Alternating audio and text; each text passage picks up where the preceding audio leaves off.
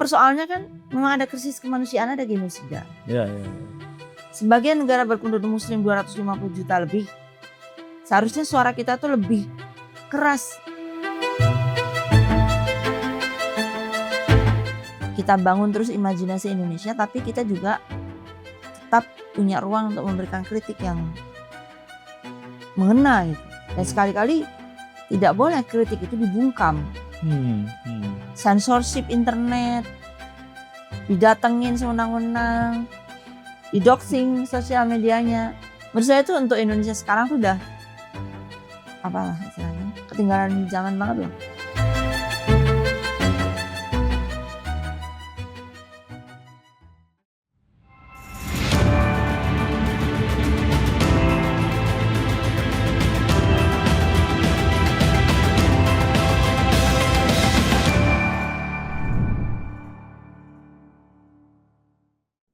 Assalamualaikum warahmatullahi wabarakatuh. Waalaikumsalam warahmatullahi wabarakatuh. Bismillahirrahmanirrahim. Para pemirsa, kembali di program Menjadi Indonesia bersama saya Ivan Aulia Ahsan, pemimpin redaksi NU Online. Hari ini saya berada di sebuah tempat di Jakarta Selatan. Akan mewawancarai seseorang dalam rangka bukan memperingati, dalam rangka mengecam terus 2 tahun serangan Israel atas Gaza. Pada 7 Oktober 2025, persis sudah 2 tahun serangan militer Israel atas Gaza. Sudah hadir bersama saya Mbak Irine Hiraswari Gayatri. Terima kasih. Mbak Irine adalah peneliti di BRIN, Badan Riset dan Inovasi Nasional. Mbak Irine sudah malang melintang di dunia perpenelitian sejak akhir 90-an, baik sebagai aktivis maupun sebagai peneliti, dan kemudian menjadi peneliti di LIPI. Mbak Irine ini adalah ahli perdamaian sebenarnya, ya Mbak ya, karena S2-nya tentang Peace and Conflict Studies, kemudian S3-nya tentang Women and Peace Studies ya. Women, Peace and Security. Women, Peace and Security di Australia, S2-nya di Uppsala University di Swedia. S1-nya di Universitas Jember ya Mbak, di UNHI ya, jurusan Hubungan Internasional Universitas Jember. Nah, dalam 2 tahun ini Mbak Irine lumayan sering untuk menulis di media massa, terutama di Jakarta Post ya, tentang serangan Israel ke Gaza.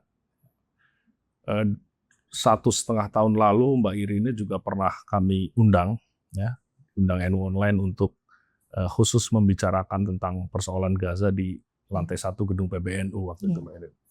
Oke. 2 tahun Mbak Irine. Agresi Israel terhadap Gaza kok masih berlangsung, Mbak Irine? Ya.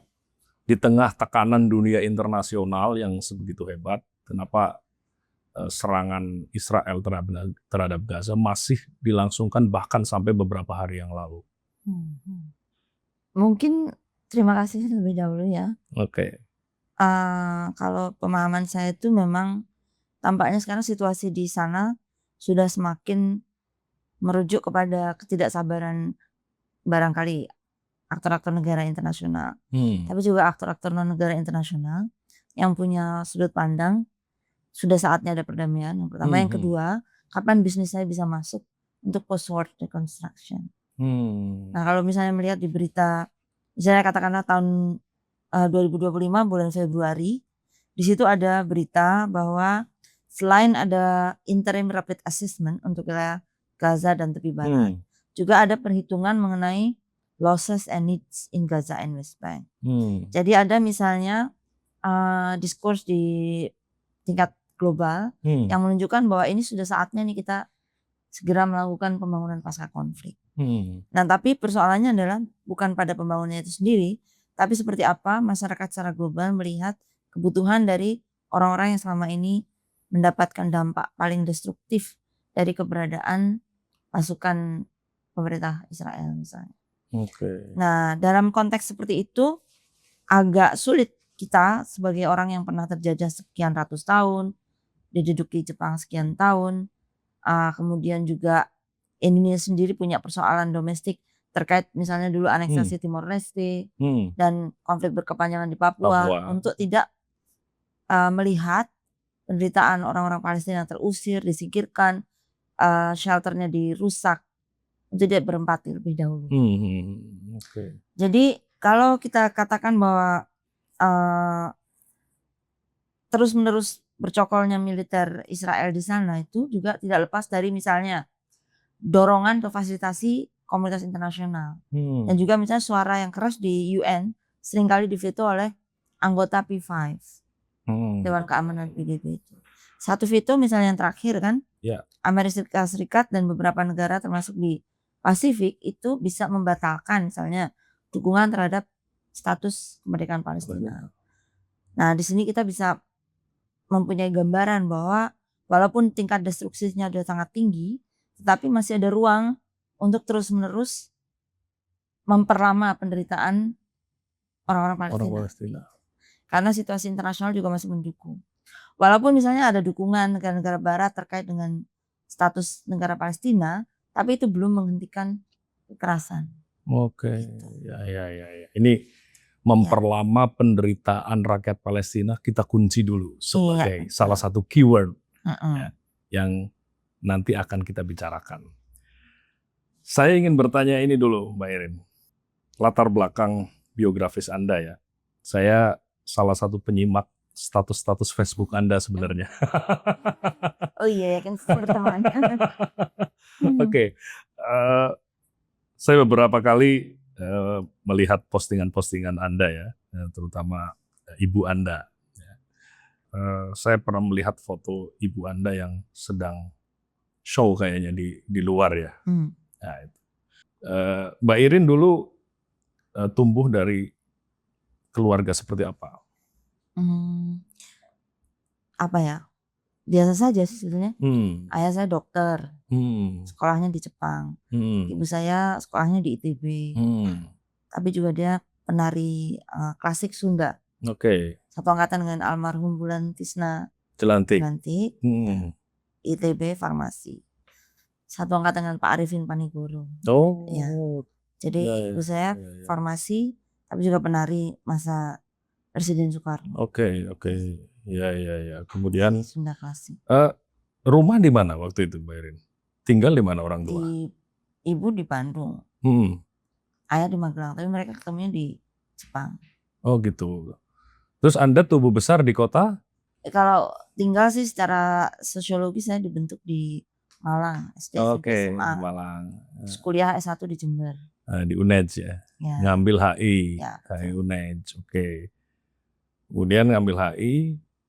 Kerja di LIPI. Daftar di LIPI. Tahun berapa masuk LIPI, Mbak Irin? 97. 97. Ya, antara itu deh. 97 ya? Iya, masuk 97. Harusnya, iya 98 saya masih anak baru. 98 pas reformasi itu udah di sini ya? Baru masuk. Baru masuk, berarti sudah 27-an tahun ya? Lumayan. Di BRIN ya, sudah lumayan. Wow. Piagam penghargaan dari 3 presiden. Oh gitu. Apa? 3 apa 4? Satya Lencana atau apa? Ya, Satya Lencana ya namanya ya. Zamannya Pak SBY, Pak Jokowi. Mungkin nanti nih Pak. Pak Prabowo dapat juga. If. If still here. Nah setelah itu kenapa Anda memilih Peace Studies sebagai kajian? Sebetulnya bukan Peace Studies, tapi major saya International Relations. Peace Studies, Women Business Security itu anak-anaknya. Minornya. Jadi majornya tetap International Relations. Kenapa ya? Karena di situ menarik, fokusnya memang perdamaian dan konflik. Karena dia bisa memberikan sudut pandang yang lebih luas gitu untuk memperlihatkan kaitan antara antar bangsa dan juga objek-objek yang dibahas dalam konteks kajian antar bangsa. Misalnya trajektori studi dan pilihan profesional juga terkait dengan HI dan Peace and Conflict Studies. Karena menurut saya itu menunjukkan pilihan yang epistemik berangkat dari perhatian pada keamanan manusia, bukan cuman keamanan teritorial ya. Bisa menunjukkan peran perempuan, bisa menunjukkan peran aktor-aktor non negara, tidak cuma negaranya doang. Dan juga menurut saya pendekatan studi saya tuh memang condong untuk mengedepankan faktor keamanan manusia, bukan cuman soal posisi Indonesia, kedaulatan Indonesia, atau kedaulatan teritorial apalagi ya, lebih sempit. Tapi lebih terpenting adalah keselamatan atau keamanan manusia yang ada di dalam satu teritori itu. Termasuk juga misalnya kalau kita bicara keadilan gender, tata kelola perdamaian, daripada kita bicara soal fokus kepada perbandingan atau power dari sebuah negara yang menjadi kajian atau subjek klasik dari ilmu hubungan internasional dengan pendekatan tertentu misalnya, atau perbandingan apa istilahnya ya, kapasitas, power dan juga armed capacity, perlombaan senjata. Saya berupaya untuk tidak hanya berputar di situ tapi juga misalnya implikasinya apa kepada keamanan manusia. Dan waktu di Australia juga. Di Australia juga sama. Ya, karena majornya international relation, maka unit analisisnya salah satunya kan misalnya negara ya. Tapi yang saya studi waktu itu adalah pendekatan pencegahan ekstremisme berbasis kekerasan dan dikaitkan dengan agenda perempuan, perdamaian dan keamanan. Jadi one peace and security and preventing violent extremism. Bagaimana itu konvergen dalam konteks Indonesia. Selain itu juga ASEAN misalnya. Karena kita kan ketika saya sekolah tuh ASEAN itu chair Indonesia sebagai chair tahun 2020. Jadi saya yang sedang studi S3 spektrumnya sedang COVID. Nah pada saat itu di ASEAN pimpinan ASEAN-nya chairnya Indonesia. Jadi banyak peran pada level regional.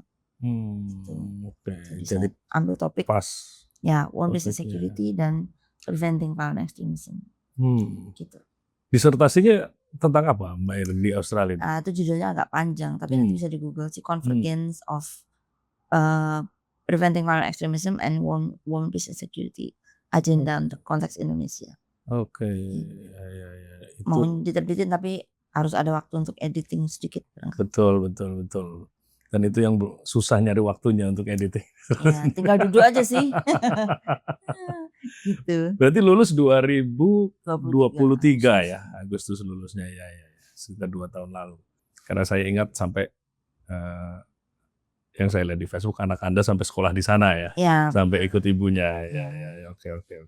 Kalau Anda sendiri ya dalam melihat perkembangan ilmu hubungan internasional di Indonesia saat ini, itu seperti apa kondisinya, Mbak Irin? Sayangnya saya nggak mencantumkan data berapa jumlahnya, tapi menurut Asosiasi Ilmu Hubungan Internasional Indonesia itu ada asosiasinya, dan juga di Pusat Riset Politik BRIN sendiri ada kajian klaster hubungan internasional, politik luar negeri. Nah, kebetulan saya jadi koordinatornya. Nah, secara kelembagaan sebenarnya program ilmu hubungan internasional tuh terus bertambah dan makin terdiferensiasi subjek-subjeknya. Bahkan hampir semua program di studi HI di universitas-universitas di Indonesia itu menjadi anggota asosiasi tersebut.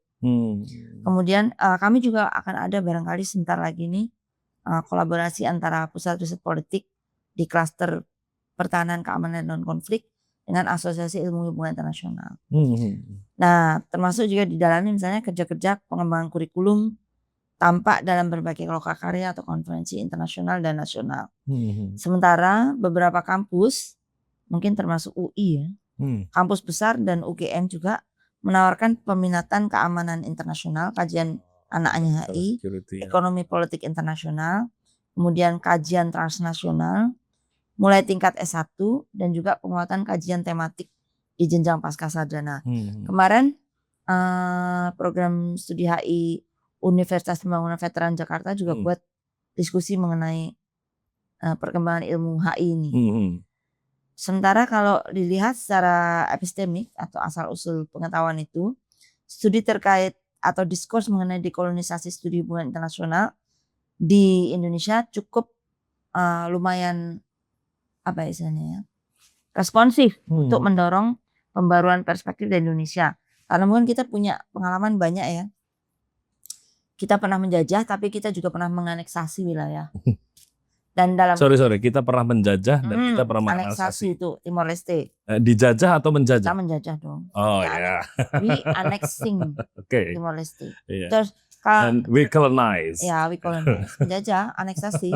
Tapi itu sebetulnya kita bukan salah 100%, itu juga ada internasional konteks yang mendorong kenapa kita kemudian setuju untuk menjadi bagian dari proyek itu pasca sekitar Perang Dingin ya. Nah, jadi pendekatan dekoloniality itu mulai umum. Termasuk tulisan kami bertiga, saya, Mario, dan Bu Dewi Fortuna Anwar. Sayangnya itu berbayar ya, ISIS yang keluarin. Jadi global local relationship dan juga diplomasi pragmatik kita terkait relasi Indonesia Timor Leste. Kita bahas di situ. Jadi sejumlah topik-topik baru yang saya juga dengan senang hati mengatakan bahwa ilmuwan dari latar belakang hubungan internasional itu rata-rata kreatif. Dan dia berupaya untuk selalu mencari konektivitas antara lokal dan global. Dan juga kalau yang saya pahami berupaya untuk tidak sebaik mungkin gitu melihat sebetulnya free and active foreign policy itu seperti apa sih Indonesia. Dan kita berupaya untuk sebenarnya bukan memperkecil ya, mempersempit lah boleh jarak antara theoretical analysis dengan policy analysis. Kebijakan. Kemudian juga kita tahu bahwa kita masih ada bukan terhambat ya, tantangannya tuh dominasi canon epistemic international relation dari Anglo-Saxon tradition. Jadi tapi itu buktinya mendorong kreativitas ilmu HI, misalnya Amitav Acharya Global International Relations atau non-Western International Relations. Menurut saya sudut pandang ini memang harus terus dipercakapkan karena kita sebagai orang non-white, non-barat, justru bobotnya adalah sejauh mana kita bisa memengaruhi cara berpikir mereka dan mendorongkan atau mendesakkan agenda kita sebagai bagian dari global trajectory. Karena kalau tidak kita akan tetap pada level penerima project, donor agenda kita setir. Sementara kita juga punya banyak kesempatan untuk memberi suara dan juga kebijakan dari sudut pandang kita. Gitu. Nah, sejumlah studi juga melihat bahwa pembaruan epistemik ini masih berjalan. Misalnya yang dilakukan oleh teman-teman di UGM, yang dilakukan oleh teman-teman di pusat di kajian politik luar negeri BRIN sendiri. Kira gitu. Kalau di BRIN sendiri bagaimana? Sama, kita kajian polugri di kita nih justru sangat aktif. Termasuk saya misalnya, kita kajian mengenai critical minerals, kita kajian mengenai apa istilahnya ya, ASEAN juga ada kajian mengenai border. Kalau diklik misalnya teman-teman, kajian politik luar negeri oleh klaster pusat riset politik BRIN pasti keluar tuh. Karena kita punya kurang lebih anggota klaster politik luar negeri itu ada 20-an peneliti aktif di BRIN, ya, 20-an dari berbagai angle studi mengenai international politics. Ya. Dan pembagian kewilayahannya per wilayah, per region atau apa kalau dilihat? Enggak, kalau kita tematik pendekatan. Oh, tematik, Jadi misalnya terakhir apa? Misalnya terakhir apa di BRIN? Yang temanya seperti apa? Tema saya ini ada studi mengenai critical minerals dan politik luar negeri. Tapi juga ada studi mengenai peran civil society dalam konteks Myanmar demokratisasi dan digital. Karena digital demokrasi juga part and parcel of foreign policy. Tapi klasternya sendiri namanya klaster politik luar negeri. Dalam pusat riset politik masih ada beberapa klaster lain. Jadi memang kita juga riset mengenai politik luar negeri di masa Presiden Jokowi itu juga sedang dalam percetakan. Oh, sudah mau terbit sebentar lagi. Ya. Oke, kita tunggu hasilnya. Ini tim ya? Iya, tim. Tapi kalau personal ya rata-rata dari kita banyak menjadi narasumber atau menulis di international outlet atau di national outlet. Tapi sebenarnya kan kita punya BRIN ya, satu lembaga akademik dan lembaga penelitian yang menghasilkan riset yang sebenarnya bisa diserap sebagai saran untuk policy ya. Oh, kita selalu Policy. begitu. Tapi kita tidak punya kontrol siapa menyerap. Nah, karena kita kan mandatnya untuk menghasilkan misalnya knowledge production. Misalnya kita yang pemilu atau semualah dari masa masih LIPI, kemudian untuk foreign policy sendiri sering diundang oleh Kementerian Luar Negeri atau kedutaan, kita buat policy brief dan lain sebagainya. Tapi kita sebagai peneliti tidak akan mengontrol dan tidak punya kontrol terhadap apa yang mereka hasilkan. Nah, dengan demikian kita dengan baik memanfaatkan academic freedom itu yang menjadi asas dari produksi pengetahuan. Memang kita juga koneksi dengan stakeholders, misalnya Kementerian Luar Negeri tetap baik. Nah, persoalannya kan kita juga sebagai peneliti punya kemerdekaan untuk menganalisis, oh gini performa Indonesian foreign policy. Saya tergantung pada person kah? Atau institusionalisasinya belum mapan kah? Dan lain sebagainya. Oke, kalau dalam 10 tahun terakhir politik luar negeri Indonesia itu bergantung pada person atau sudah berinstitusionalisasi? Sebetulnya yang ideal sih kita foreign policy itu mendukung pencapaian kepentingan nasional umumnya gitu. Persoalannya kadang-kadang pada level kepentingan nasional ini institusi misalnya kelembagaan kementeriannya ada, tetapi drive untuk personalisasi dari domestic interest dan national interest pada konteks foreign policy itu yang kadang-kadang ada gap. Jadi misalnya pada masa Presiden Jokowi penekanannya adalah pada kita membangun infrastruktur. Sudah pasti international politik atau foreign policy-nya hampir pasti akan sejalan dengan itu. Di sisi lain memang itu klasik ya disebut kepentingan politik luar negeri adalah kepanjangan tangan dari kepentingan nasional. Jadi sekali lagi persoalannya adalah kepentingan nasional ini drive-nya siapa, seperti apa. Kita kan selalu melihatnya sangat ideal, ingin ada ideal ya. Indonesia ingin mendukung pada politik luar negeri yang doktrinnya bebas aktif. Tapi bebas aktif ini kemudian bagaimana artikulasinya? Kira-kira seperti itu. Nah ini menarik ini, bebas aktif juga menjadi satu kata kunci sendiri yang kayaknya menarik untuk kita bahas ini, Mbak Iren. Ini kan konsep doktrin ya sebenarnya, sudah menjadi doktrin seperti doktrin politik luar negeri Indonesia sejak 17 Agustus 45 ya. Bebas dan aktif. Dalam 80 tahun perjalanan politik ini, politik bebas aktif ini, Anda melihat positioning Indonesia itu seperti apa?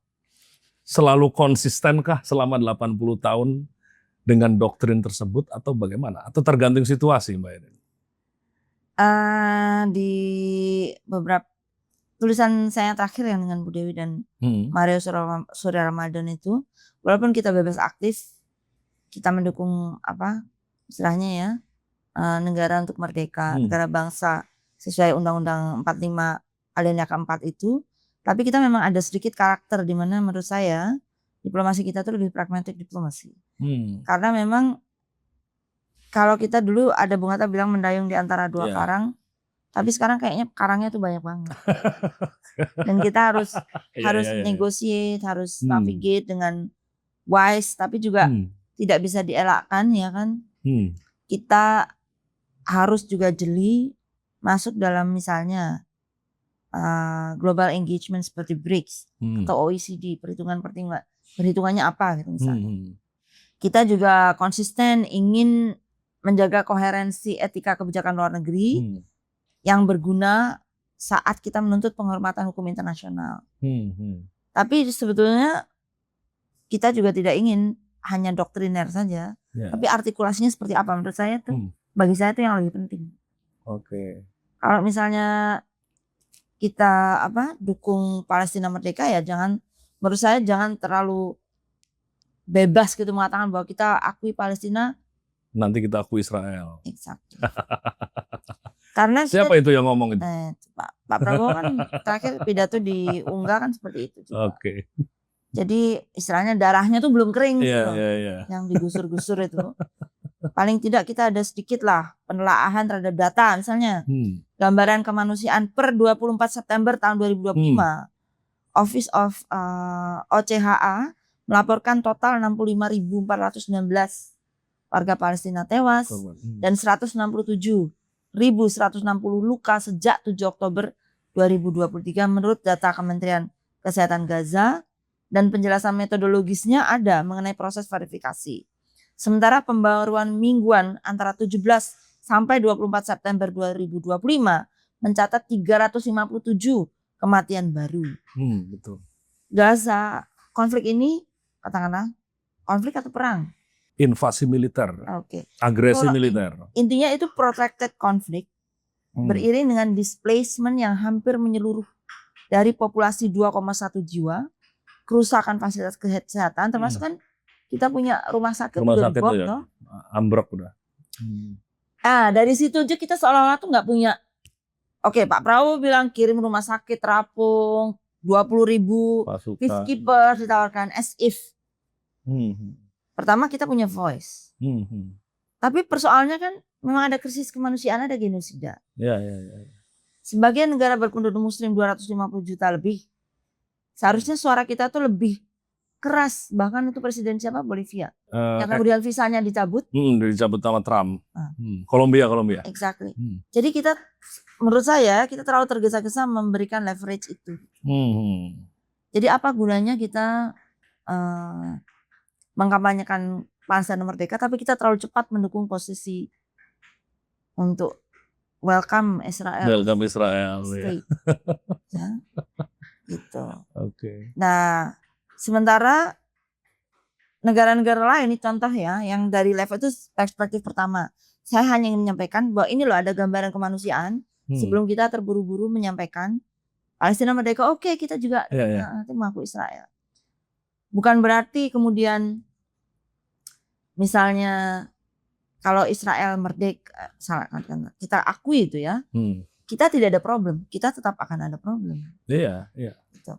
Jadi pada level yang kedua misalnya dari sisi hukum dan akuntabilitas internasional, kita kan selalu diproyeksikan wah kita setengah-setengah nih. Sementara misalnya sejak 26 Januari 2024, Mahkamah Internasional atau ICJ dia sudah mengindikasikan provisional measures dalam perkara South Africa versus Israel. Itu menurut saya itu sangat radikal. Betul. Sangat radikal, tapi Indonesia tidak bisa. Kita harus tanya kenapa. Nah, menurut Ngana, kira-kira kenapa? Indonesia kan agak alergi dengan ICJ. Iya. Karena misalnya kita punya pengalaman buruk nih. Betul. Pernah ditolak di Amerika. Iya, jenderal-jenderal kita kan diincar sama ICJ. Nah, kemudian ICC pada 21 November mengeluarkan surat perintah penangkapan terhadap sejumlah pejabat Israel, termasuk Perdana Menterinya Bibi. Ya. Tapi juga dia sebut penangkapan terhadap beberapa pimpinan Hamas. Terkait kejahatan internasional. Nah, persoalannya adalah implementasinya akan tergantung pada yurisdiksi negara anggota. Nah, ini saya nggak mau debat nih karena mungkin nanti wah itu arenaku tuh hukum internasional. Tapi saya hanya ingin kasih gambaran ini ada persoalan problematika. Kemudian pada aspek politik regional global, ini ada pengakuan dan rute diplomasi. Paling akhir sampai kurang lebih September 2025 memang ada kecenderungan lonjakan pengakuan negara-negara barat terhadap Palestina merdeka. Misalnya UK, Kanada, Australia, disusul Perancis. Dan sampai saat ini jumlah pengakuan global lebih dari 150 negara. Kecuali Amerika ya dan beberapa aliansnya yang memveto. Nah, sementara di sisi lain sikap pemerintah Israel di forum PBB tetap menolak Palestina merdeka atau dia masih kritis terhadap dorongan dua negara, two state solution. Nah, sejumlah pemimpin koalisi juga menonjolkan arus perluasan pemukiman dan langkah de facto aneksasi di tepi barat. Nah, jadi kan ada situasi yang ini koalisi di dalam negeri Israel maksudnya. Koalisinya Netanyahu ya. Iya. Okay. Jadi kalau dorongan negara barat ini memang mendorong Palestina merdeka, Indonesia masuk ke two state solution support. Kan jadi agak problematik juga gitu loh. Walaupun dalam dokumen-dokumen, misalnya dokumen-dokumen di arsip Kemlu mungkin bisa dicek. Kita ada beberapa konsistensi untuk menyerukan two-state solution. Nah kalau saya kan bukan mewakili entitas negara, jadi saya harus menyampaikan kritik terhadap kecepatan mendukung two-state solution. Cepat sekali itu. Iya, sangat cepat. Sementara sudah ada hitung-hitungan, misalnya argumen normatif legal. Paling diterima memang karena dia mengikuti yang 1967 itu, ya kan? Isu Yerusalem, pengungsi, pemukiman memang sejalan dengan rujukan PBB, pengakuan kenegaraan serta kalkulis jaminan keamanan dua pihak. Nah persoalannya kemudian kan ada kritik, jadi buat Israel apa dong? Ya, keamanan Israel maksudnya. Sementara genis dunia tidak dipersoalkan. Yang kedua, memang kelayakan di lapangan memang memburuk. Tadi sudah disampaikan ya, ada ekspansi permukiman yang memfragmentasi wilayah tepi barat. Nah ini solusinya seperti apa? Ya kan? Secara prinsip orang mengasumsikan opsi dua negara itu paling ideal. Tetapi tidak viable jika tidak ada penghentian ekspansi pemukiman dan penghentian kekerasan. Ini siapa yang bisa ngawasin? Emang ada yang bisa kasih tahu? Kalau kita posisinya dukung dua negara, kita bisa bilang kita kan paling tepat persuasi. Yang orang ingin lihat kan suara Indonesia bisa berkontribusi pada penghentian kekerasan. Kita pada level himbauan, leverage kita apa? Gitu. Arsitektur keamanan bersama yang diawasi serta tata kelola rekonstruksi yang kredibel. Jadi gimana? Ya kan? Indonesia akan mengakui Israel jika Indonesia mengakui Palestina pada saat yang sama, baru kita bisa ngakuin Israel. Apa kritiknya yang problematik apa? Pasti ada, saya lihat dari keterangan tadi, ada situasi yang asimetrik dan juga sequencingnya tadi, too fast. Jadi saat pimpinan Israel menolak dua negara, syarat pengakuan kita bila mereka mengakui Palestina, memang ada risiko menjadi janji kosong, ya, tidak menciptakan insentif perubahan kebijakan. Apa perubahan kebijakan dari Israel? Kita cek setelah UNGA, ada nggak? Mungkin bisa nanti Mas Ivan cek. Kemudian pengakuan sebagai instrumen normatif, bukan quid pro quo. Dalam praktiknya pengakuan cenderung deklaratif. Ini loh Mas. Cenderung deklarasi atas fakta kenegaraan, menjadikannya tawar-menawar yang dapat mengerus konsistensi posisi normatif Indonesia yang pro hak penentuan nasib sendiri Palestina. Jadi orang pasti akan kita dihadapkan pada itu Papua gimana? Iya. Nah, ya kan? Reformasi dulu menghasilkan Timor Leste merdeka. Tapi kita nggak ada tuh tawar-menawar di situ. Kita patuh dengan referendum, walaupun ada ekses. Tapi untuk sekali ini kita sangat cepat. Iya, langsung. Ya. Kemudian resiko persepsi domestik kawasan, ini kritik ya. Conditional recognition seperti yang disampaikan di UNGA kemarin, mudah dibaca sebagai normalisasi de facto sebelum ada perbaikan nyata. Tanggung jawab kita mana? Ya. Jadi kritik media kawasan menyorot dilema ini. Kita agak kalah nih dalam konteks ini dengan posisi RRT. Nah terus terang saja, mereka paling firm. Pasti orang akan bilang, oh RRT juga punya post conflict project. Oh, siapa yang nggak ngincer post conflict project di daerah seperti itu? Umumnya kalau teori-teori peace building, pembangunan perdamaian akan disusul dengan misalnya pembukaan kawasan itu rekonstruksi karena peace building, termasuk juga infrastruktur, pengembalian pengungsi, nasib apa misalnya, asesmen terhadap kerugian dan lain sebagainya. Tapi menurut saya kita masih terlalu cepat. Tadi seperti saya sampaikan, normalisasi de facto itu tidak diikuti atau belum ada perbaikan nyata dengan kerusakan yang berlangsung. Nah yang terakhir problematiknya adalah kohesi dengan arus global. Pernyataan bersyarat yang disampaikan ketika pidato di UNGA itu berpotensi membuat Indonesia tampak lebih lambat justru dibanding gelombang pengakuan yang makin meluas. Antara lain UK, Kanada, Australia, Perancis. Walaupun sejarahnya kita sudah dukung dari masa kita merdeka yang lalu. Bisa dicek di dalam beberapa dokumentasi. Ya. Jadi itu kurang lebih menurut saya problematik dari pidato kemarin. Pidato Prabowo kemarin. Ya. Oke. Pidato di UNGA kemarin. Oke. Nah, kan seperti ada inkonsistensi ya jadinya ya. Dari konsistensi dukungan Indonesia sejak kita merdeka, bahkan kalau dukungan informal kan sudah sebelum tahun 45 ya. Kayak NU misalnya tahun 30-an bikin Palestina Fund, bikin Kunut Nazilah, dan lain-lain ya. Tapi kita hitung aja sejak kita merdeka.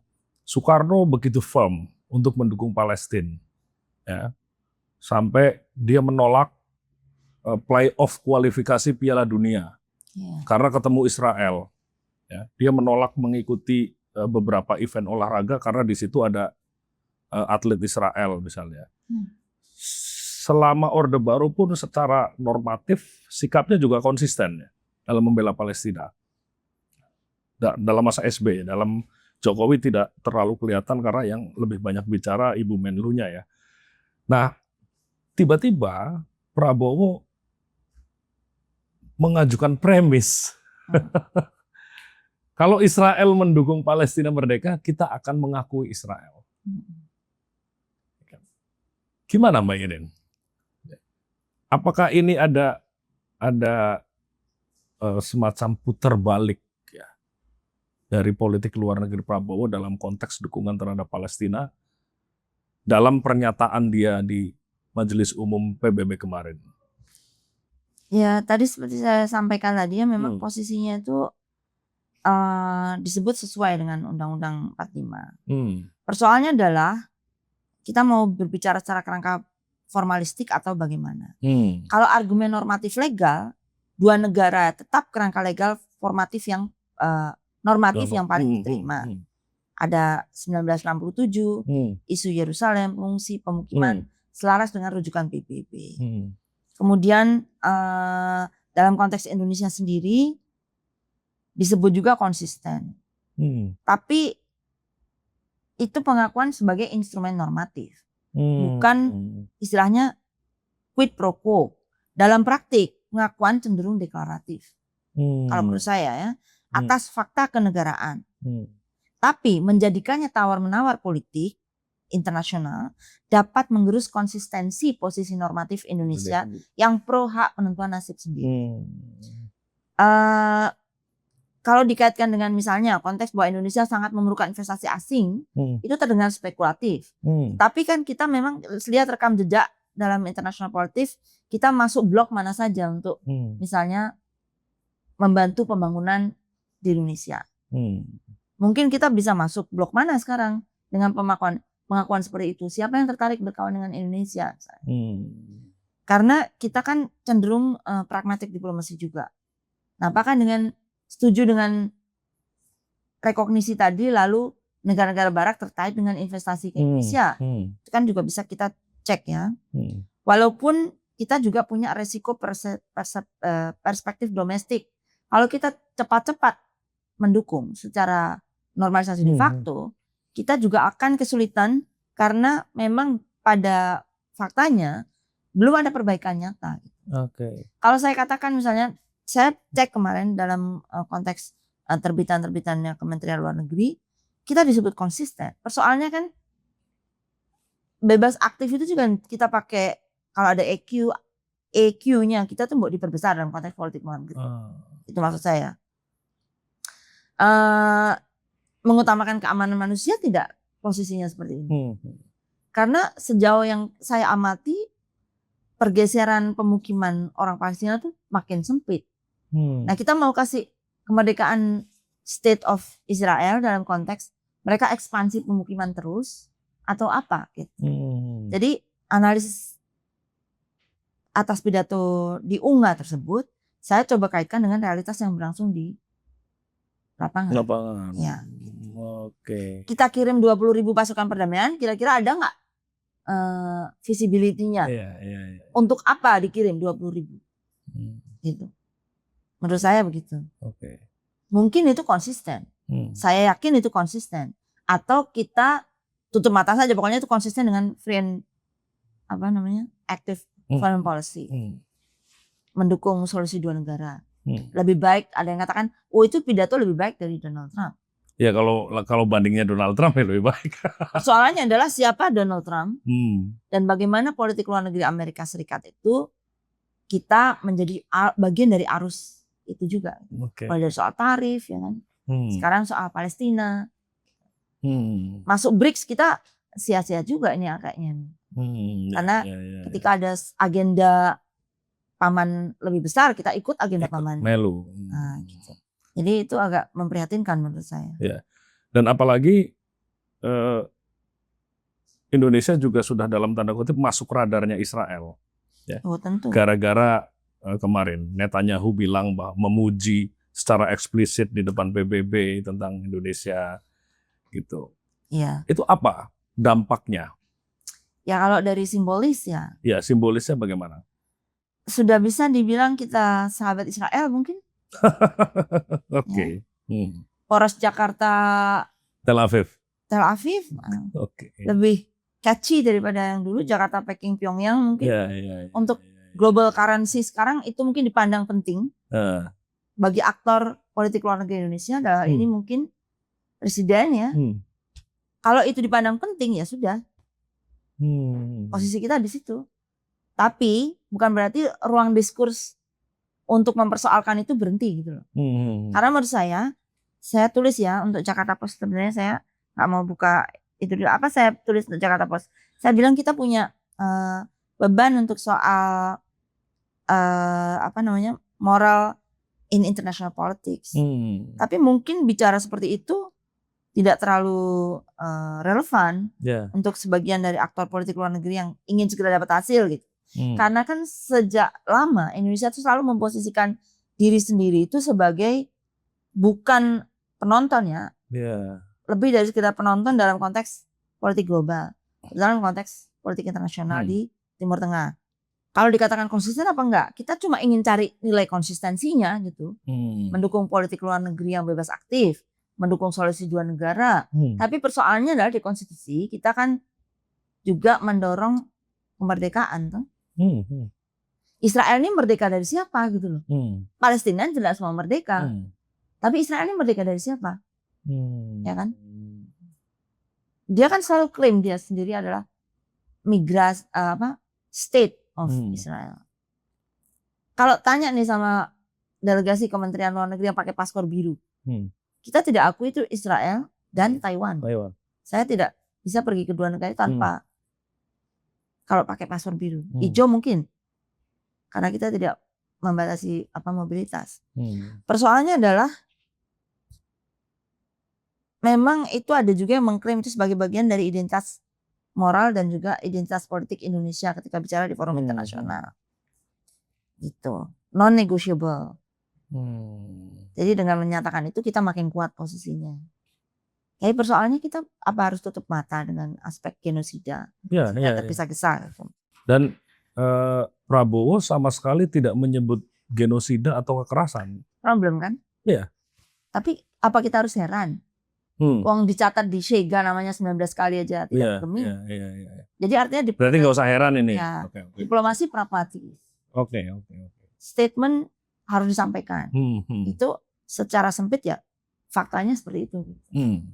Gitu. Walaupun misalnya kalau salah satu kolumnis terkenal di Amerika itu Joseph N. Nye tahun 2019 dia bilang foreign policy itu tidak bisa hanya dijudge berdasarkan intensi alat dan konsekuensi ya. Keinginan baik itu penting. Tapi tidak cukup jika tidak didukung oleh alasan yang legitimit dan juga hasil yang efektif. Tahun 2020, Joseph Nye juga menyebut bahwa moral credibility atau kredibilitas moral itu adalah salah satu bentuk dari soft power, di mana dia bisa menarik perhatian atau menarik persetujuan daripada tekanan yang bisa menghasilkan legitimasi, yang bisa juga kemudian membingkai outcome secara internasional. Indonesia ini kan maunya direkognisi sebagai aktor moral dalam politik internasional. Direkognisi sebagai suara yang menjembatani masyarakat Muslim di Global South dan juga institusi-institusi multilateral. Kebijakannya yang sekarang itu didesain untuk meningkatkan reputasi Jakarta sebagai aktor atau stakeholder yang bertanggung jawab dalam perdamaian dunia. Dari sisi semua formal ini masuk, ya kan, terkait dengan alinea keempat Undang-Undang Dasar 1945 untuk menciptakan perdamaian dunia berdasarkan kemerdekaan, perdamaian abadi, dan kesejahteraan sosial. Nah, ini yang harus dibedah menurut saya. Tidak bisa kita kemudian misalnya sebagai akademisi, sebagai aktivis ya, termasuk NU juga harus bisa kritis. Apa nih aspek keadilan yang dipenuhi dengan statement itu? Keadilan sosial yang dipenuhi dari statement itu. Itu dia. Keadilannya untuk siapa nih? Kalau dari sisi formalitas lo dapat nama terus. Iya, iya. Tapi emang keadilannya formal. Gitu. Jadi itu sebenarnya. Oke. Ya kan? Diplomasi kita pakai caranya sah. Diplomasi, multilateral engagement, coalition building rather than unilateralism yang merupakan favoritnya Amerika. Bahkan paksaan. Jadi kita pokoknya tampilannya baik gitu untuk diplomasi. Persoalannya adalah itu legitimate nggak sejauh apa? Gitu. Kita mau ulik-ulik bagian legitimate itu sejauh mana? Ya. Dan ini juga justru Indonesia sebagai negara yang konsisten mendukung Palestina di konteks kemarin waktu sidang umum. Ya, di antara negara-negara Global South, dia jadi seperti anti mainstream. Negara-negara Amerika Latin, beberapa negara Amerika Latin makin progresif mendukung Palestina. Negara-negara Afrika juga makin progresif mendukung Palestina.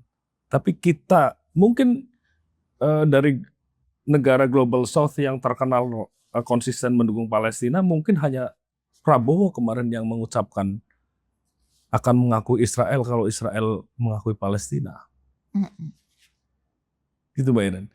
Jadi justru dia berbelok, Prabowo berbelok dari tren dunia Global South yang semakin progresif dalam mendukung Palestina. Ya justru menurut saya dia tuh mencoba untuk konsisten memahami apa yang disebut sebagai foreign policy kita yang bebas aktif. Sehingga dia mengajukan alasan itu ya. Persoalannya adalah apa pembacaan terhadap realitas global terkait dengan implikasi dari perluasan kawasan oleh Israel. Bahkan genosida kan nggak ada. Nggak disebut. Jadi menurut saya itu agak gimana ya, prematur kah atau itu tadi formalismenya yang dikejar, image sebagai soft power untuk menyerukan perdamaian. Menawarkan 20.000 peacekeepers. Gitu. Banyak orang memuji pidato beliau ya kan. Tapi mungkin saya termasuk yang agak menahan diri untuk tidak memuji. Karena memang apa ya, terlalu tergesa-gesa soal kalau A kemudian kita juga nanti B. Gitu deh. Tanpa premisnya terburu-buru. Premisnya agak betul. Kita retorikanya sih mungkin bisa diterima. Buktinya ditaruh kan fotonya di dekatnya Donald Trump, Bibi dan lain sebagainya. Tapi kata-kata yang terpenting menunjukkan solidaritas sebagai Global South justru tidak keluar. Tidak keluar. Problematik gitu. Betul. Misalnya negara anggota ASEAN ya, kecuali Singapura, Thailand. Dan dengan masalah dan Filipina mungkin kan tidak keras terhadap genosida di Palestina.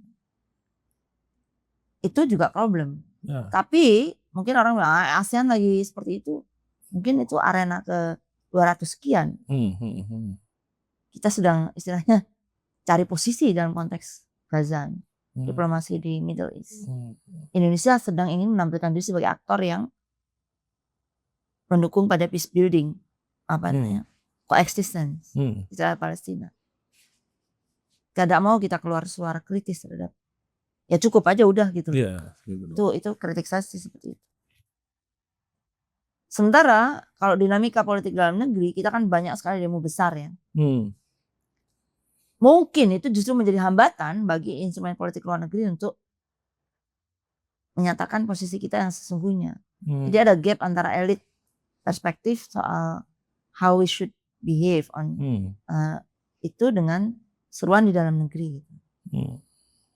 Itu kira-kira. Oke. Kalau saya ke pertanyaan yang agak mendasar tentang two-state solution. Sebenarnya menurut Anda ya, two-state solution ini memang apakah menjadi solusi paling ideal untuk Palestina dan Israel? Mbak Irin. Ini persoalannya tuh, ini ada asimetri gitu.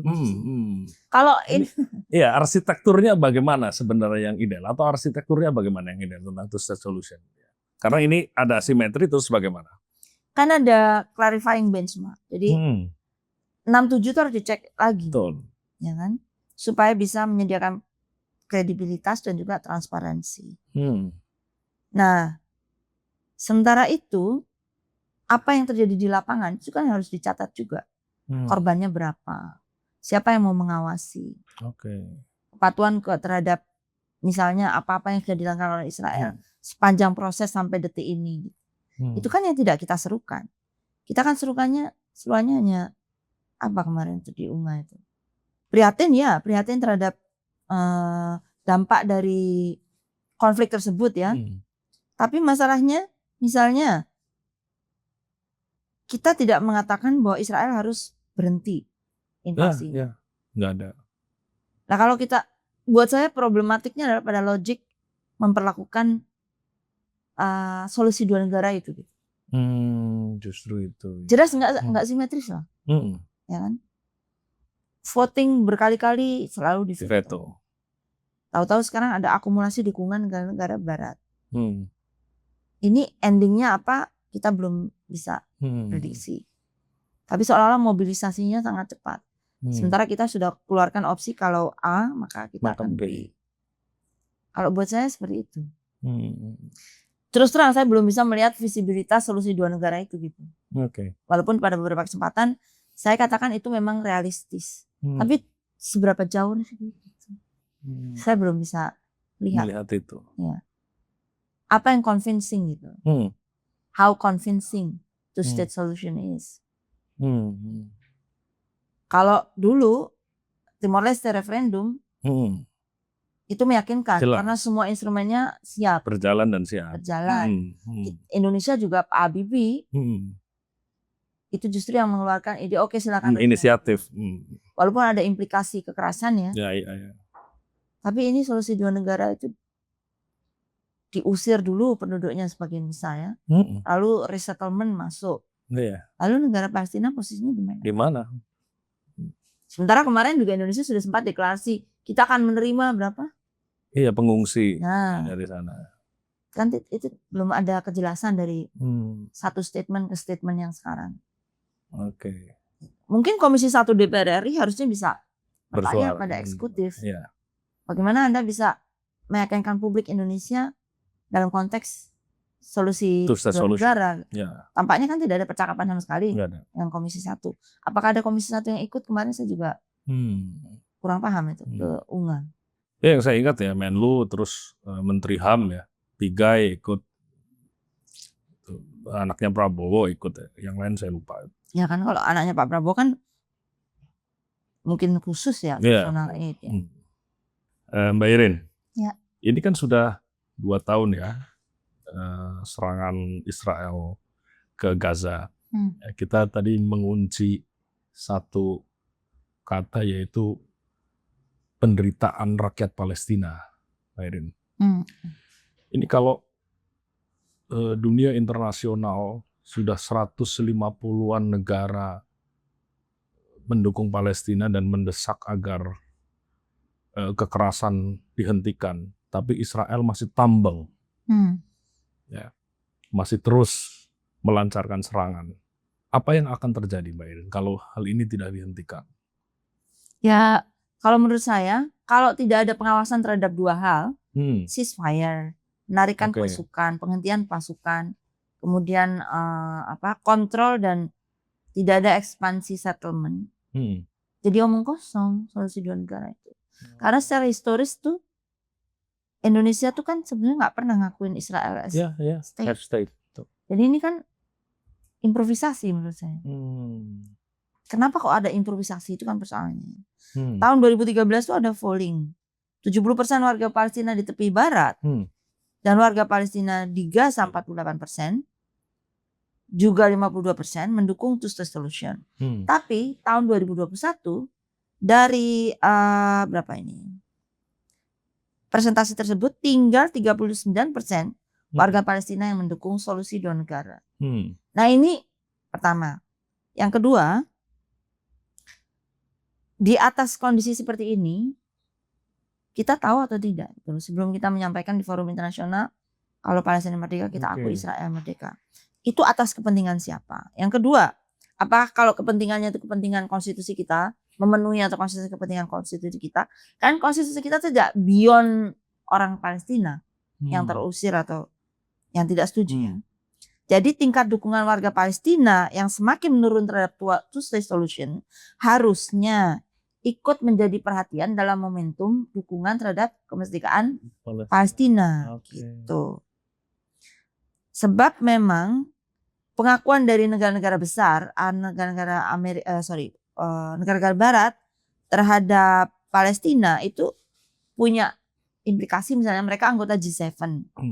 Mereka punya peran besar pada ekonomi dunia. Sehingga langkah diplomatik tentunya akan berpengaruh pada semua kebijakan dan hubungan internasional. Jadi otomatis kalau Indonesia salah atau benar posisinya, juga akan mempengaruhi politik luar negeri kita. Nah, meskipun demikian, kita juga harus memperhatikan faktor di mana tekanan dalam negeri negara-negara Barat terhadap pemerintah mereka sampai pada level boykot misalnya di mana Spanyol atau Italia ya, itu juga ikut mengubah haluan politik luar negeri mereka sebagai bagian dari Uni Eropa misalnya. Ada persoalannya, misalnya kalau Uni Eropa memang sudah dari dulu punya policy terkait pengungsi, apalagi mereka juga menjadi bagian dari konvensi internasional mengenai pengungsi. Indonesia tidak, tapi kita menjadi transit pengungsi internasional. Cuman kita selalu punya persoalan dengan misalnya penerimaan domestik. Kalau kita perhatikan kantong-kantong di mana ada pengungsi internasional pasti ada masalah logistik, anak tidak sekolah, kerentanan harassment dan lain sebagainya. Kita kemarin sempat deklarasi kita mau terima pengungsi. Kenapa kita bilang terima pengungsi? Karena mungkin ada kesadaran bahwa orang Palestina itu kalau merdeka pun warga negaranya tetap harus mengungsi. Jadi maksud saya sebelum membuat statement kita perhatikan dulu, kita analisis baik-baik itu loh. Persiapannya itu seperti apa gitu. Karena mau bikin solusi dua negara. Faktanya adalah setelah dipartisi tahun berapa? 47 ya kalau salah. Kan makin sempit Palestina itu wilayahnya, apalagi banyak settlement gitu. Yang tidak bisa dikasih sanksi, tidak bisa diawasi. Nah, Indonesia posisinya mau bagaimana dengan fakta-fakta seperti itu?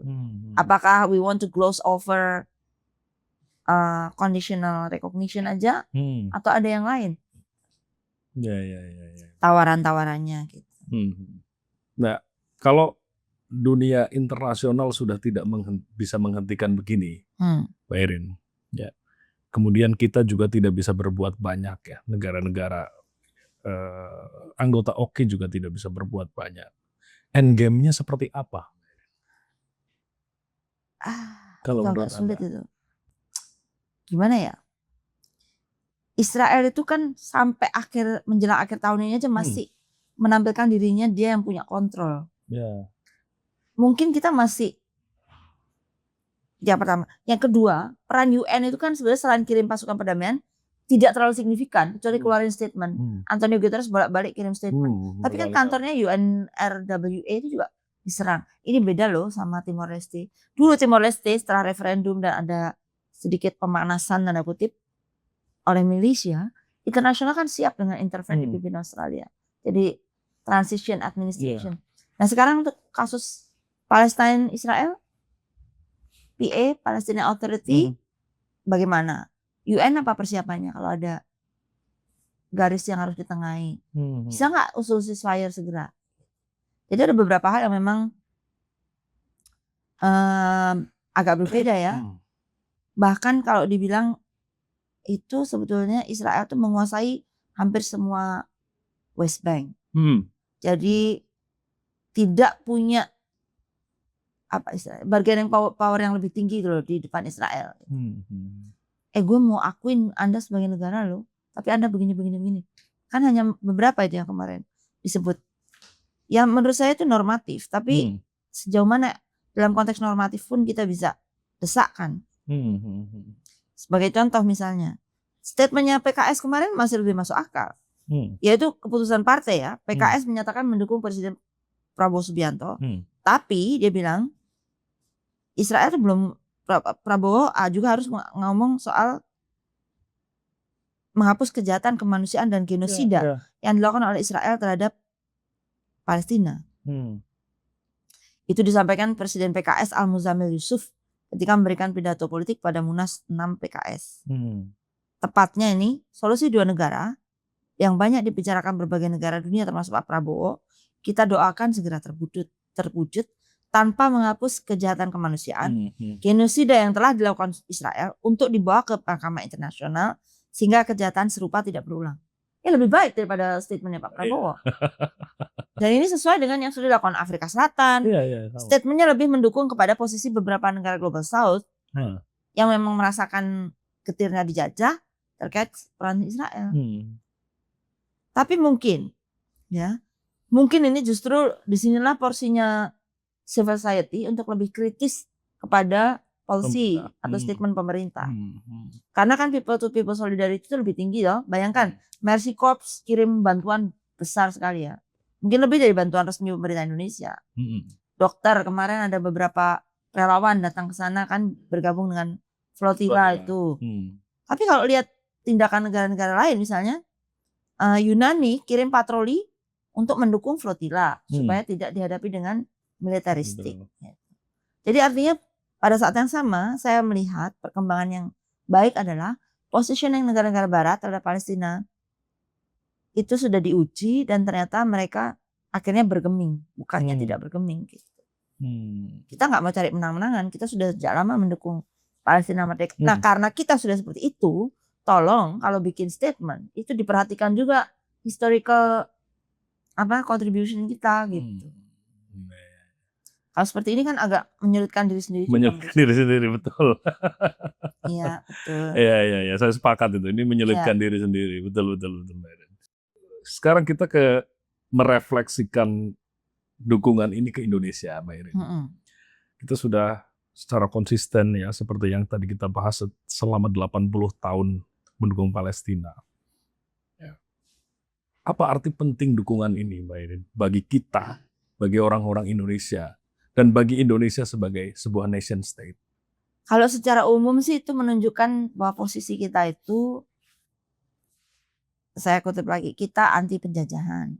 Tapi kita juga harus reflektif menurut saya. Ini waktu yang baik untuk reflektif. Kita di konstitusi mendukung aksi penjajahan, tapi kita harus refleksi juga. Apakah kita bisa 100% mendukung? Lalu upaya kita apa? Tentunya itu juga memperkuat identitas kita sebagai orang Indonesia. Jadi nggak asal bicara gitu ya, tidak jargonistik. Lalu itu juga merupakan salah satu front penting dalam diskusi di forum-forum luar negeri internasional.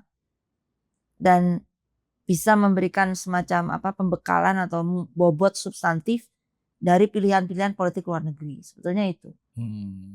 Jadi kalau di semua forum bisa istilahnya secara kita punya moral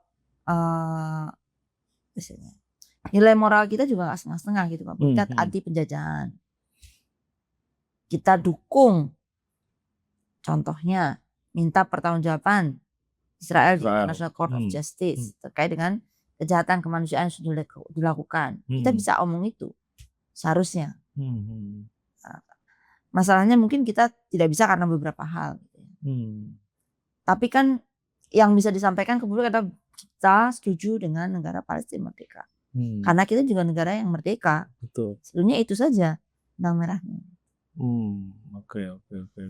Kita menolak penjajahan, kita menolak okupasi, kita menolak aneksasi, kita menolak pengusiran gitu. Kita juga gak mau kan diusir-usir gitu. intinya. Ya, menarik. Tapi ini saya ingin menggarisbawahi sekali lagi tuh. Ini menyusahkan diri sendiri. Secara diplomasi kita menyusahkan diri sendiri karena memang saya tegaskan sekali lagi di tengah negara-negara Global South dan bahkan negara-negara Barat yang semakin progresif dalam mendukung Palestina, kita seperti memutar balik menjadi ada kalimat dukungan terhadap Israel ya. Bagi saya secara pribadi itu menyakitkan. It hurts. Tiba-tiba Presiden Republik Indonesia bilang di depan sidang umum PBB bahwa Israel harus mendukung Palestina, nanti akan kita dukung. Itu menyakitkan bagi saya secara pribadi dan mungkin bagi teman-teman yang dari dulu memang konsisten untuk mendukung kemerdekaan Palestina dan melawan kolonialisme Israel di sana. Oke, by the way, kalau ini ngomongin Indonesia, Mbak Irin, karena acaranya namanya Menjadi Indonesia, Mbak Irin. Ini sekarang belum ya? Kan proses ya. Siap. Ini tadi yang kita bahas juga ada unsur semacam disappointment kita ya terhadap polisinya Prabowo ya.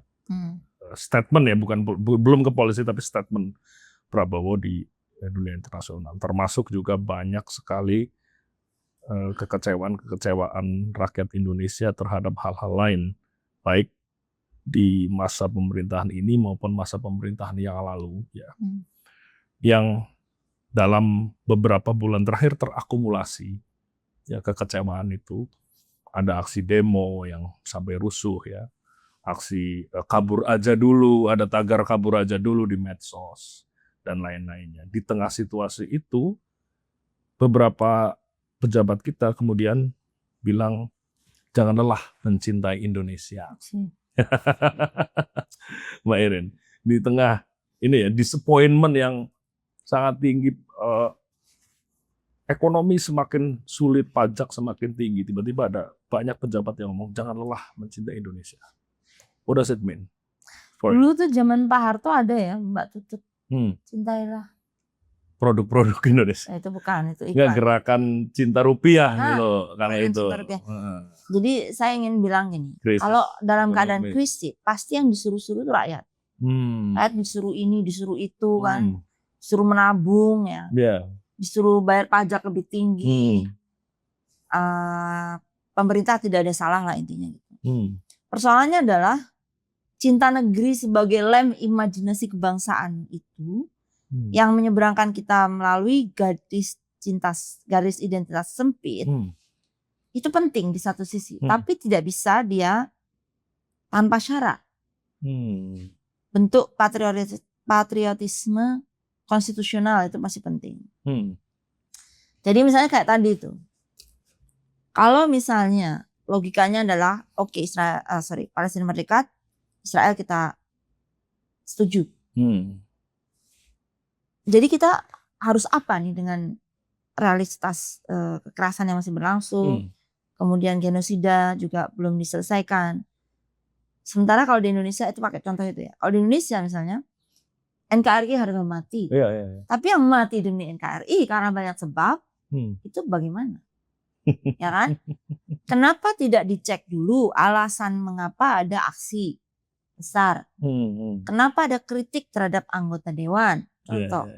Jadi istilahnya menurut saya cinta itu harus ada cinta tanah air ya kan? Apa tadi? Menjadi manusia Indonesia. Menjadi Indonesia. Jadi Indonesia itu tidak semata-mata doktriner seperti di buku-buku, tapi dia juga harus timbal balik gitu loh. Kalau misalnya di Eropa, katakanlah di Australia aja, kalau pajak dihitung pengembaliannya, kita di sini pernah nggak dapat itu? Nggak ada. Contoh. Ada, kita ditagih terus. Ya kan? Terus kalau misalnya kita lapor kasus kepolisian, ada nggak kita dapat keadilan? Yang ada adalah kita kecewa misalnya dengan sistem. Jadi banyak hal yang membuat sebagai orang Indonesia itu sebenarnya beruntung Karena kita selalu ada ruang untuk refleksi kalau kita mau. Menurut saya cinta yang sehat itu ya, kita tetap harus setia pada nilai dasar sebagai warga negara. Gitu, bukan pada kekuasaan. Oke, kita bersyukur, alhamdulillah jalan tol semuanya terbangun ya. Tapi di Aceh ada kontrol nggak? Karena ada percakapan nih, tol tidak bisa tanpa kasih uang. Kan lucu ya.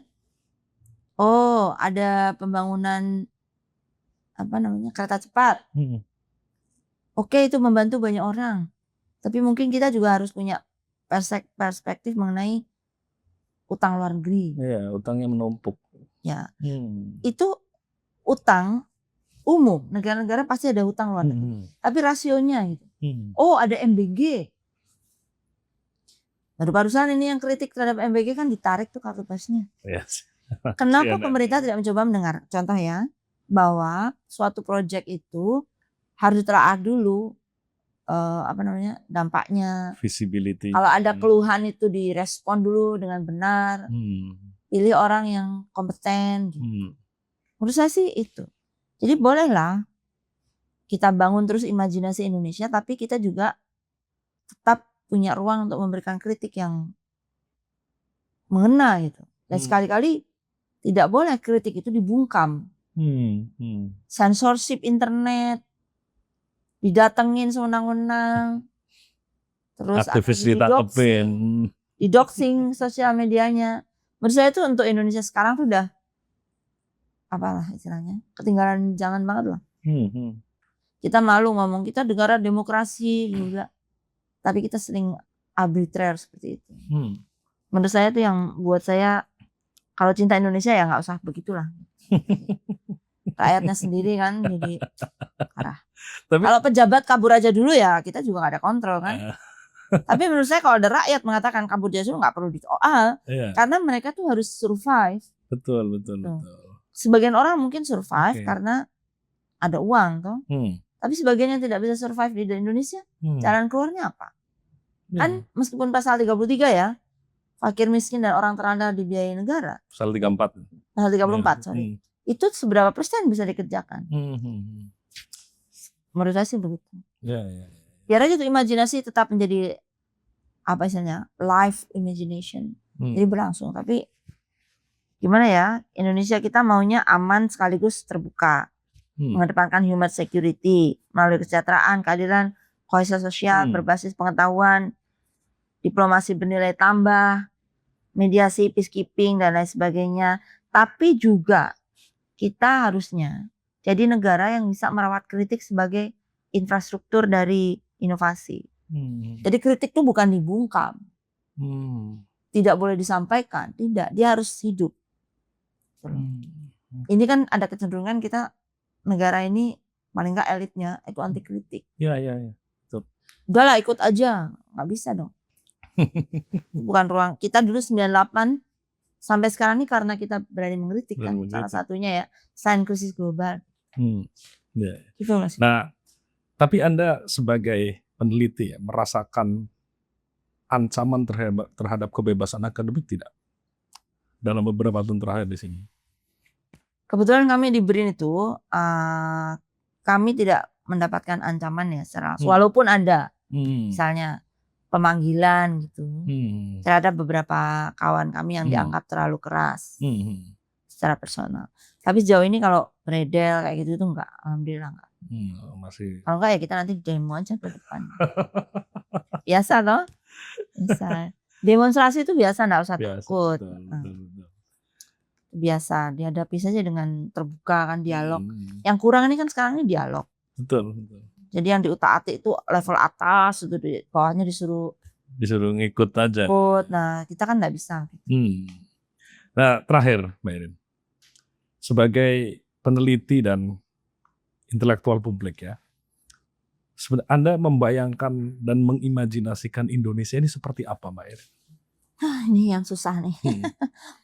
Indonesia yang aman, menghargai suara, setiap suara. Tidak hanya ditujukan ketika election 5 tahun sekali. Tapi ditunjukkan juga ketika sudah dipilih dan duduk di pemerintahan, terus suara kita itu harus selalu menjadi pertimbangan dari para anggota dewan dan juga policy maker. Contoh misalnya seperti kemarin ya, aku mau ambil contoh kasusnya karena saya peneliti yang juga ibu satu anak yang masih sekolah. MBG itu ibu-ibu demo di Jogja. Ayo mau didengerin, tim BGN datang diskusi. Contoh ya. Saya inginnya ada ruang yang berdialog yang sehat, tidak usah pakai nangis-nangis di depan umum, ya kan? Kalau memang expert, saya pikir presiden harus bisa mencoba mendengarkan secara jernih masukan langsung dari pihak yang berkepentingan, misalnya yang terkena dampak pembangunan diajak diskusi gitu. Tidak asal bikin statement di luar, kan banyak sekali itu pejabat bikin statement asal ya. Apakah itu akan bermanfaat untuk kesejahteraannya atau tidak? Jadi Indonesia yang aman pada warga negaranya, kemudian benar-benar melaksanakan 5 sila Pancasila itu juga masih dianggap sangat penting. Antara policy dengan persoalan yang hendak diselesaikan oleh sebuah policy, gapnya harus semakin sedikit misalnya. Kelas menengah Indonesia itu sudah cukup menderita dengan beban pajak, ya, sedikit-sedikit pajak. Kan ada tuh menteri yang bilang tuh kelas menengah apalah gitu. Tapi menurut saya tolonglah dihargai upaya rakyat Indonesia itu untuk survive dengan policy-policy yang lebih mendukung mereka untuk tetap survive tapi juga tetap berkreasi gitu. Bikin keputusan atau bikin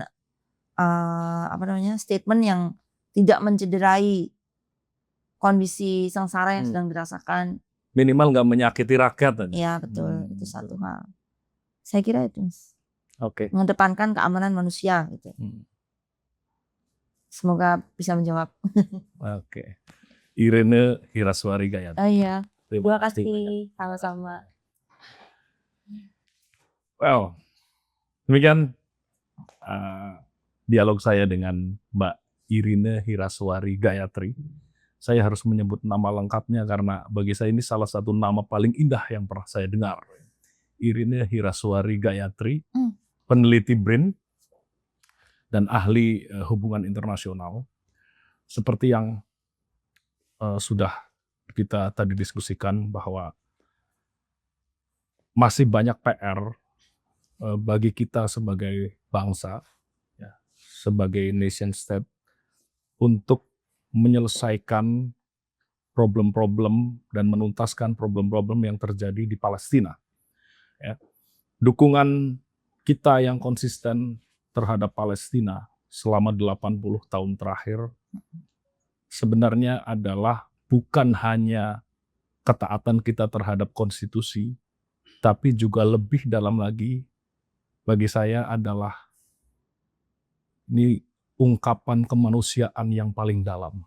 Bagaimanapun penderitaan rakyat Palestina sebenarnya adalah penderitaan kita semua ya, sebagai bangsa yang pernah terjajah.